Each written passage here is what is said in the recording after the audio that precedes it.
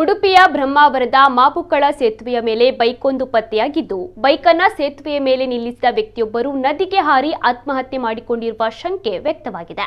ಇಲ್ಲಿನ ಕೊಡಂಕೂರು ನಿವಾಸಿ ಅಶೋಕ್ ಸುವರ್ಣ ಎಂಬವರಿಗೆ ಸೇರಿದ ಬೈಕ್ ಇದಾಗಿದ್ದು, ಬೈಕ್ ನದಿಯ ಮೇಲೆ ಇಟ್ಟು ನಾಪತ್ತೆಯಾಗಿದ್ದಾರೆ ಎಂದು ತಿಳಿದು ಬಂದಿದೆ. ಇವರು ಪತ್ತೆಯಾದಲ್ಲಿ ಅಥವಾ ಮೃತದೇಹ ಸಿಕ್ಕಿದಲ್ಲಿ ಕೋಟಾ ಪೊಲೀಸ್ ಠಾಣೆಯ 96343415 ನಂಬರ್ ಅನ್ನು ಸಂಪರ್ಕಿಸುವಂತೆ ತಿಳಿಸಲಾಗಿದೆ. ಅಶೋಕ್ ಸುವರ್ಣ ನಾಪತ್ತೆಯಾದ ಕುರಿತು ಕೋಟಾ ಪೊಲೀಸ್ ಠಾಣೆಯಲ್ಲಿ ಪ್ರಕರಣ ದಾಖಲಾಗಿದ್ದು, ವ್ಯಕ್ತಿಯ ಪತ್ತೆಗಾಗಿ ಶೋಧ ಕಾರ್ಯ ಮುಂದುವರೆದಿದೆ.